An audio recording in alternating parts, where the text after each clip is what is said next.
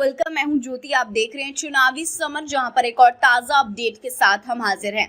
हाथरस कांड, जंतर मंतर से चंद्रशेखर ने दी सरकार को चेतावनी।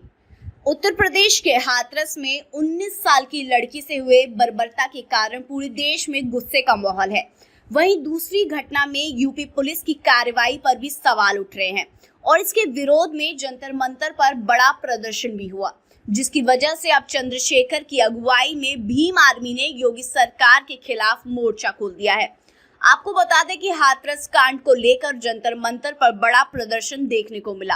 खासकर चंद्रशेखर की मौजूदगी में से ये प्रदर्शन बेहद ही सफल नजर आया। वहीं इस प्रदर्शन में हिस्सा लेने पहुंचे भीम आर्मी चीफ चंद्रशेखर ने साफ साफ कहा कि वह हाथरस जाएंगे और पीड़िता और उसके परिवार को इंसाफ दिलाएंगे। चंद्रशेखर ने यह भी कहा कि हमारा संघर्ष तब तक जारी रहेगा जब तक यूपी के मुख्यमंत्री इस्तीफा नहीं दे देते हैं और पीड़िता को इंसाफ नहीं मिल जाता है। उन्होंने ये भी कहा कि मैं सुप्रीम कोर्ट से अनुरोध करता हूं कि वह पूरे मामले में खुद ही संज्ञान लें। इसके साथ ही सीपीआई नेता डी राजा ने भी जंतर मंतर पर हाथरस घटना को लेकर प्रदर्शन में हिस्सा लिया। सीताराम येचुरी ने ये कहा कि यूपी सरकार को सत्ता में रहने का कोई अधिकार नहीं है। उन्होंने ये भी कहा कि हमारी मांग है कि हाथरस की बेटी के साथ इंसाफ होना चाहिए। वहीं हाथरस की बेटी के साथ हुई हैवानियत की घटना और इसके बाद प्रदेश सरकार के रवैये के विरोध में भीम आर्मी भारत एकता मिशन ने घटना के विरोध में प्रदेश से आक्रोश रैली निकाला।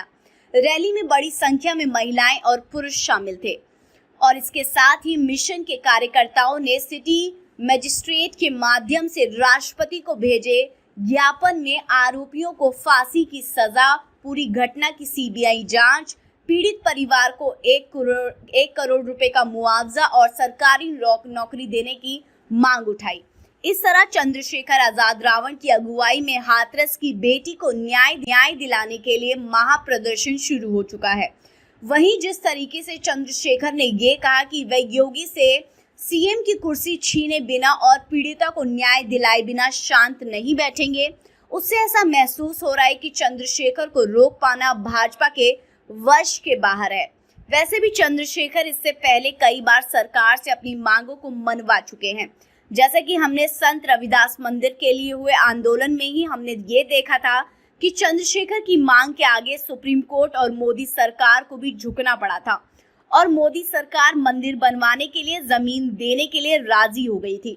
हालांकि भाजपा की ओछी राजनीति के कारण अभी तक मंदिर नहीं बन पाया है, लेकिन ये मामला मंदिर का नहीं बल्कि एक दलित समाज की एक बेटी का है और यहाँ चंद्रशेखर शांत नहीं बैठने वाले हैं। ऐसे में उम्मीद है कि चंद्रशेखर की कोशिशों से पीड़िता को निश्चित रूप से न्याय मिलेगा और दोषियों को फांसी मिलेगी। तो इस पर आपकी क्या राय है, आप प्लीज कमेंट सेक्शन में जरूर लिखें। Thank you so much. Keep watching today's for